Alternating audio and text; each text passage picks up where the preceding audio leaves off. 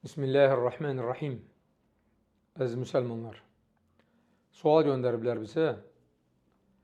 Sualda deyilir ki, bəzi qardaşlar iddia edirlər ki, sizin bir neçə gün bundan əvvəl fətra əhli barədə danışdıqlarınız öz fikrinizdir və dedikləriniz əsassızdır. Elə buna görə də sizin tutduğunuz mövqe təkfirçi və xavaric mövqeyidir. Bu haqda nə deyə bilərsiniz?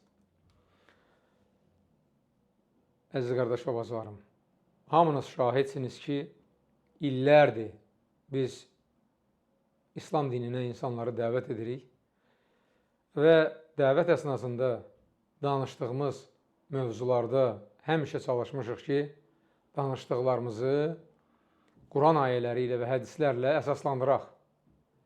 Eləcə də bu Quran ayələrini və hədisləri hamımızdan yaxşı başa düşən sahabələrin və onların yolunu tutub gedən davamçıları, böyük İslam alimlərinin dediklərindən sitatlar gətirərək danışdığımızı əsaslandırmışıq.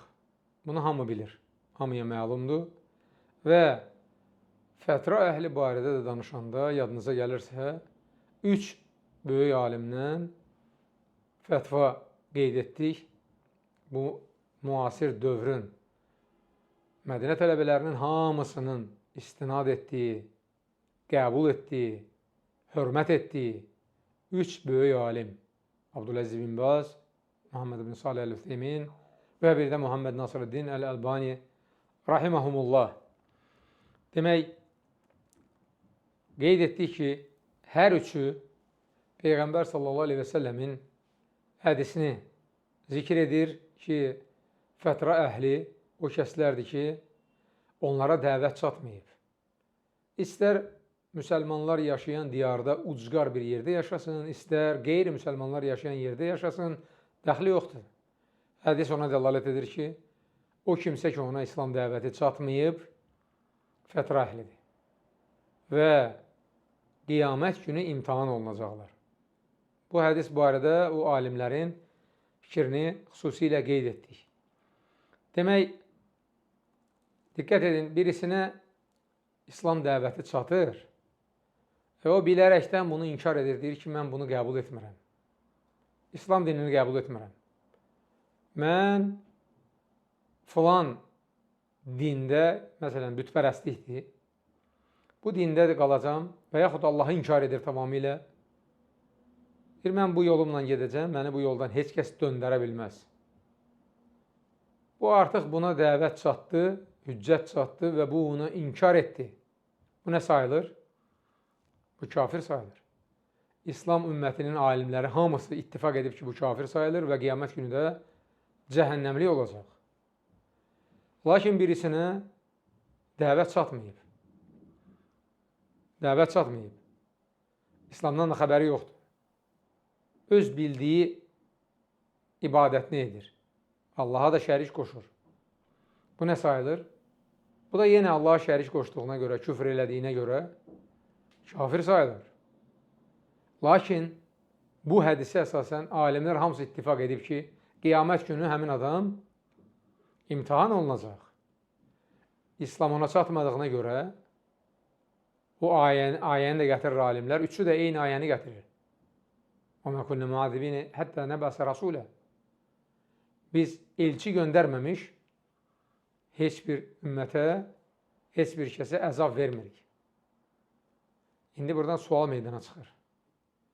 Əgər müamilədə o kafirlə fətra əhli arasında eynilik varsa, ikisinin də müamiləsi eynidirsə, onda nə üçün bu dünyada kafir müamiləsi, axirətdə isə birisi cəhənnəmə gedir, sorğu-sual olmadan, o birisi isə imtihan olunur.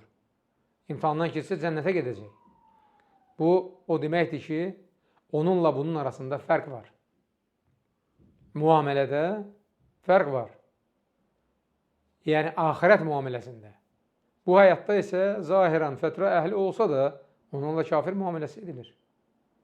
Bunu bütün alimlər deyir.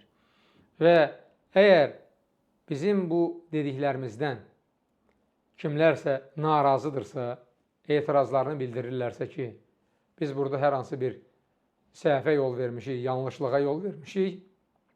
Ola bilməz ki, yer üzündə fətra əhli olsun, yer üzündəki insanların hamısına dəvət çatıb, deməli, ya müsəlmandırlar, ya kafir. Yer üzündə fətra əhli ola bilməz.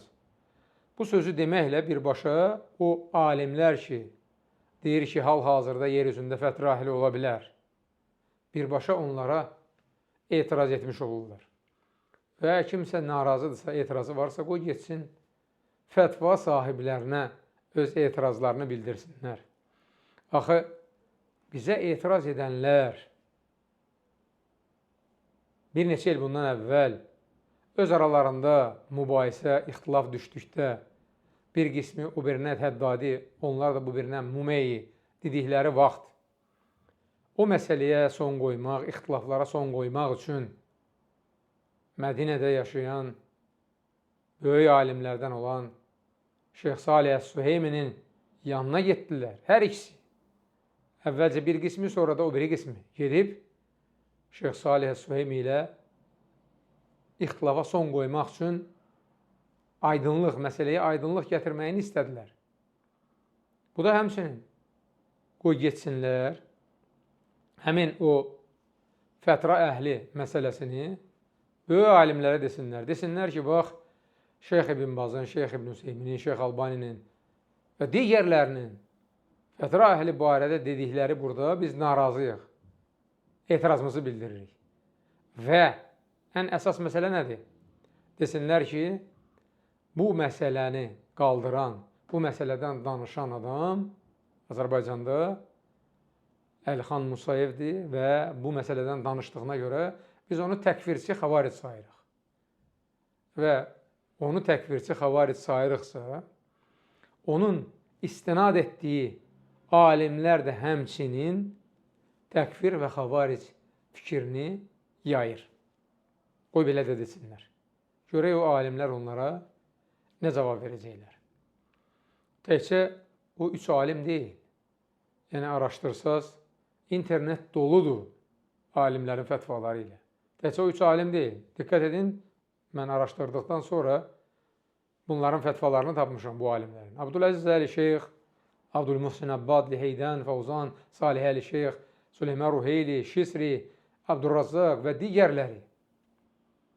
Bütün bunlar fətra əhli barədə, yəni zahirən şirk küfr edib, İslamı olmayan, İslam çatmamış kimsələr barədə eyni sözü deyir. O böyük alimlərin dediyini. Bu məsələdə 2 incə məqam var. Bu məqamlara toxunmaq istəyirəm. Birincisi, adlarını sadaladığım alimlər, böyük alimlərdir. Saudiyanın böyük alimləridir. Bu alimləri Saudiya dövləti böyük hörmət bəsləyir, ehtiram göstərir. Onları müəyyən vəzifələrə təyin edib. Bunlardan kimisi Saudiyanın müftisidir. Vaxtilə müftisi olub. İndi Abdüləziz Əli Şeyx müftidir. Liheydən Qazılar Şurasının böyüyü olub. Digərləri də böyük alimlər heyətinin üzvü. Əksəriyyəti məscid imamlarıdır. Universitetdə dərs deyən insanlardır. İnsanlara bu dini öyrədənlərdir. Sizcə, əgər bunlar təkfirçi, xavaric olsaydılar, Saudiya dövləti onlara bu vəzifələri verərdimi? Yoxsa həqiqi mənada o dövlətə qarşı çıxan xavaricləri cəzalandırdığı kimi onları da cəzalandırardı. Misal çəkirəm, Cüheyman dövlətə qarşı çıxdı və dövlət onu cəzalandırdı. Və bu xavaricdir. Və beləcə, kimlər ki, dövlətə qarşı çıxır, üsyan edir, bunlar xavaric sayılır. Lakin bu alimlər o fətvanı deməklə, fətra əhli barədə ki, sən gördün ki, bir nəfər şirk küfr edir, İslamından xəbərin yoxdur. Bu adam şirk küfr edir. Bu adam müşrik kafirdir. Bu fətra əhli barədə danışdıqlarına görə dövlət onlara təkfirçi xavaric damğası vururmu? Və yaxud orada kimsə onları təkfirçi xavaric adlandırırmı? Əlbəttə ki, yox. Bu gülməlidir. Bunu kim deyirsə, əlbəttə ki, gülməli bir iddia irəli sürmüş olur. Bu alimlərin sadəcə olaraq kafir, müşrik deməkdə məqsəd nədir? Muamilə. Yəni, deyir ki, özləri deyir, qız vermirsən, ondan sonra kəsdiyini yemirsən, cənazəsində iştirak etmirsən və s. Bu muamilədir, amma o alimlərdən heç biri heç vaxt elə bir fətva verməyib ki, əgər görsəniz ki, fətra əhlidir, şirk, küfr edir, dəvət çatmayan birisidir, onun qanı halaldır, başını kəsmək lazımdır, öldürmək lazımdır. Bunu heç bir alim belə fətva vermir. Bu cəfəngiyatdır. Yəni, bu bizə olan böyük bir iftiradır. Deməli, ikinci məqam, incə məqam, bizə o xavariz, təkfirçi damğası vuran insanlar ki var, bunlar əslində Azərbaycan dövlətinin içində dövlətə qarşı çıxan insanlardır. Və dövlətə qarşı çıxırsa, deməli, bunların özləri ilə xavariz sayılır. Sual verəcəksiniz ki, dövlətə qarşı necə çıxırlar? Cavabı belədir. Azərbaycan dövləti, siyasəti belədir ki, Azərbaycanda din azadlığı var. Kim hansı dinin qəbul edir, ona qulluq edir, özü bilər. Və bir dindar o birinə ədavət bəsləyib düşmən olmamalıdır. Yəni, qətlə yetirmək, başını kəsmək, namusu, qanı halal və s. bunu deməyə ixtiyara çatmır. Və bu səbəbdən də biz daim həmin o xavariz fikirli insanları qınamışıq ki, bu əqidə İslama ziddir. İndi diqqət edin. Təkfirçi, xavariz deyən adamlar, bizə təkfirçi, xavariz deyən adamlar, heç bir əsas olmadan, şərtlər olmadan, qaydalar olmadan, nəfsin istəyinə görə, xoşuna gəlməyən, hansısa bir fikirdə bizimlə razılaşmadığına görə, öz ağlı ilə, nəfsin istəyinə görə təkfirçi, xavariz adlandırır. Getsinlər alimlərə, sual versinlər, desinlər ki, Əlixan filan sözü deyib. Xavarizdirmi? Təkfirçidirmi? Görək alimlər nə cavab verəcəklər? Alimlər deyəcəklər ki, bu məsələni elə biz özümüz də deyirik. Biz də xavariciyik. Diqqət edin. Bu artıq nə sayılır? Bu artıq bir adamın başqa birisinə nifrət etdikdə ətrafındakıları ona qarşı qaldırmaq, ona qarşı qızışdırmaq, ona qarşı düşmən etmək sayılır. Bu da Azərbaycanın həm siyasətinə, həm qanunvericiliyinə ziddir.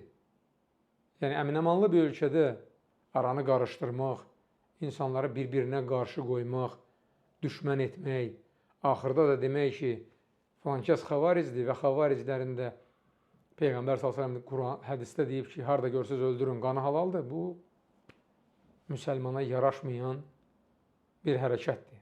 Həqiqi mənada xavariclərin tutduğu bir üslubdur. Hər bir halda biz çalışmalıyıq, bir həqiqi müsəlman kimi çalışmalıyıq ki, müsəlmanlar arasında mehribançılıq yaradaq. Birlik, qardaşlıq, bir-birinin üzünə gülsünlər, bir-birini görəndə salam verib salam alsınlar, bir-biri ilə əl-ələ verib bu İslam dinini hər tərəfə yaysınlar və hər hansı birinin arada səhvi olsa, müsəlmanın güzgüsüdür. Onu təkliyə çəkib, təklikdə ona nəsiyyət eləsin. Din nəsiyyətdir və güman edirəm ki, o müsəlman təklikdə ona olan nəsiyyəti qəbul edəcək. Lakin sosial şəbəkədə çıxıb özünü göstərmək, cəmaatı həmin o xoşuna gəlmədiyi adama qarşı qaldırmaq, özünə dəstək yaratmaq, qruplaşma və s. bütün bunların hamısı dövlətin siyasətinə, dövlət qanununa zidd olan bir əməldir. Bundan biz hamımız uzaq durmalıyıq və Allaha dua etməliyik ki, Allah Subhanahu belə şərdən, belə böhtanlardan hamımızı qorusun. Sonda xüsusilə vurğulamaq istəyirəm ki, biz bir kitab hazırlamışıq. Məsləhət görərdim ki, o kitabı oxuyasınız. Müsəlmanların birliyinə çağırış. O kitabda xüsusilə qeyd etmişik ki, məmləkətdə, xüsusilə də Azərbaycanda və bütün dünyanın hər yerində müsəlmanlar bir-biri ilə mehriban olsun, qardaş olsun, bir-birinə salam verib salam alsın və əl-ələ verib bu dinin gözəlliklərini hər tərəfə yaysınlar. Sonda hamımız üçün Allaha dua edib deyirəm. Allahümmə ənfa'nə bimə alləmtənə və allimnə mə yənfəunə və zidnə ilmə. Allahım, bizə öyrətdiklərini bizim üçün faydalı et. Bizə faydalı elm öyrət və bizim elmimizi artır. Subhanəkallahumma və bihəmdik. Əşhədü ən la iləhə illə ənt. Əstəğfiruka və atubu ileyk.